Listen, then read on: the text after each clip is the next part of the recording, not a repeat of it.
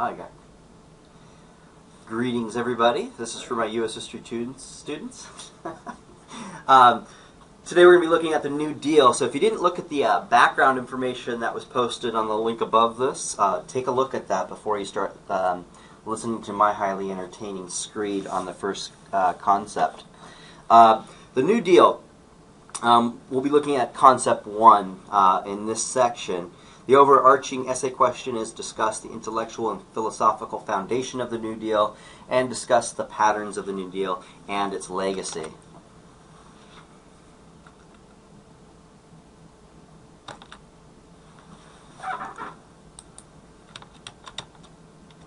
Okay, sorry, technical difficulties here. All right, so concept 1, we'll be looking at we'll be discussing the intellectual and philosophical foundations of the New Deal. So, as FDR put it, a new deal for the American people in his first inaugural address. This was a phrase written and used for his acceptance speech at the Democratic National Convention in 1932. It was an attempt to put a label on the changes he would make in a depression-stricken America. Changes away from the old deal and old capitalism. The old capitalist system, with its emphasis upon social Darwinism, laissez-faire, rugged individualism, had lost faith with the American people, especially if you look at some of the footage of the riots. You get a sense of kind of the loss of faith people are having in any kind of system within the United States at this time.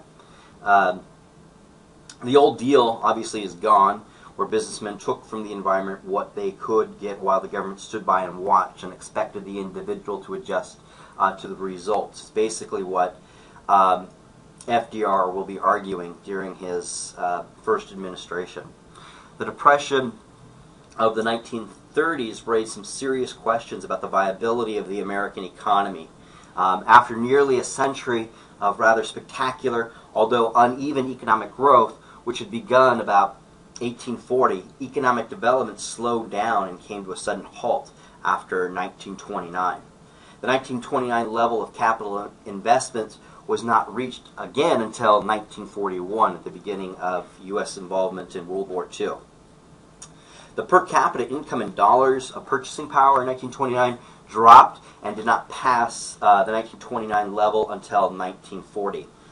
So about 25% of the labor force was unemployed in 1932, 1933, and was the nagging problem of unemployment continued until World War II. So, although unemployment levels would drop after 1933, it would still be an ongoing problem. So in 1936, it drops to 17%, 38, it drops to 19%, 40, it drops to 14%, and then in 42, it drops down to 4%.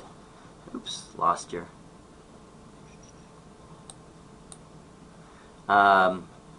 Sorry about that. Bring it right back. Okay.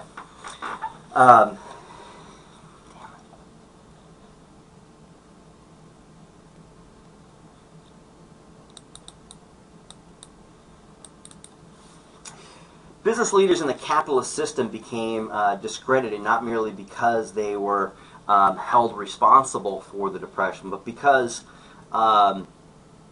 both businessmen and the capitalist system proved unable to restore prosperity with 3 years into the Great Depression.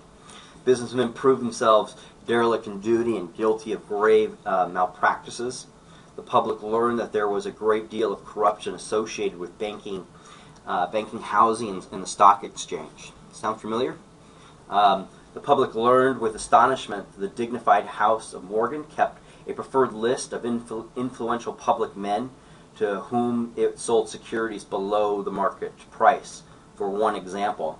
It was also discovered that the great National City Bank of New York made $2.5 million of stockholders' money available to the bank officers for speculation without interest or security, just for another example of some of these scandals that began to emerge. This not only led to dissatisfaction with business leadership, but it led to a crisis in confidence with the system of Western capitalism and thus democracy.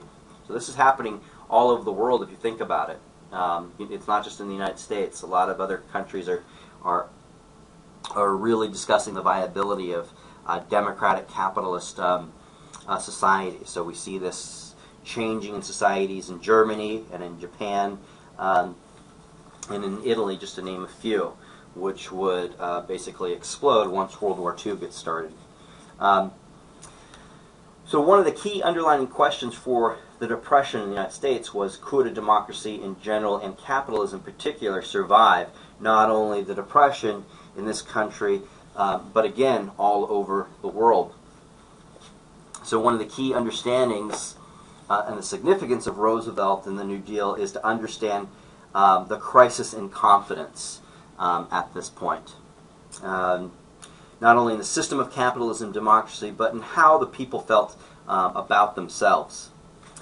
Any judgment of the New Deal will depend upon the criteria used.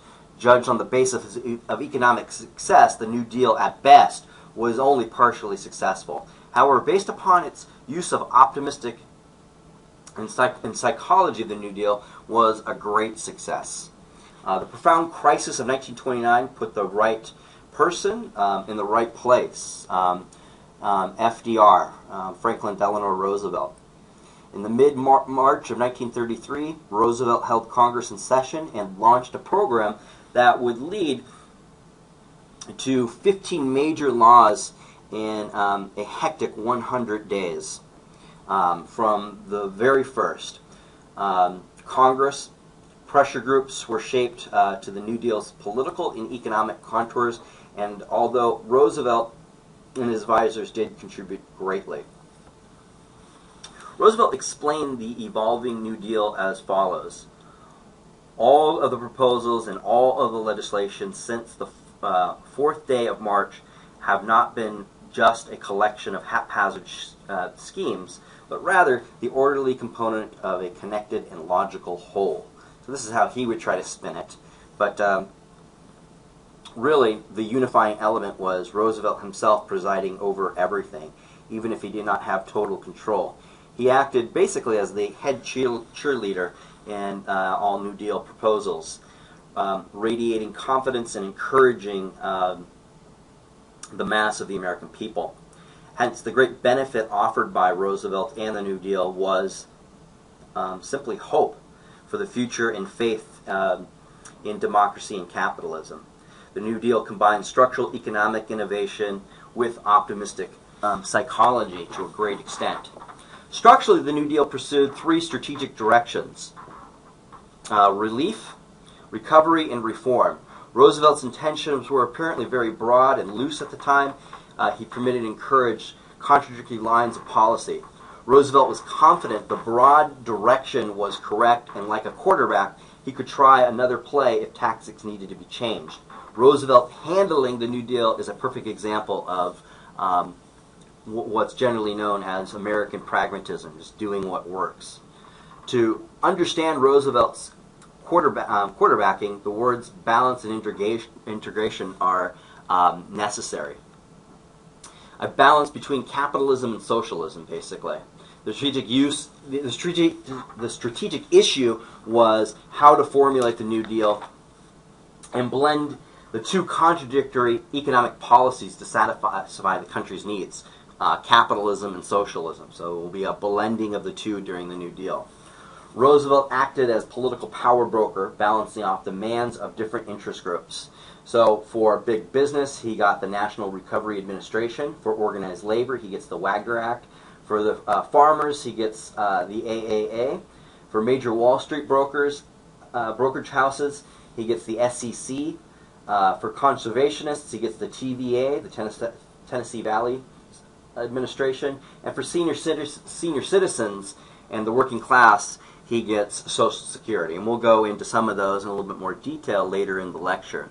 Anyway, that's going to be concept one, just again dealing with the intellectual and philosophical foundations of the New Deal. Concept two, we'll be discussing the patterns of the New Deal and the role of the three R's, relief, recovery, and reform. email me or ask questions in class, and I'll talk to you guys later. Take care.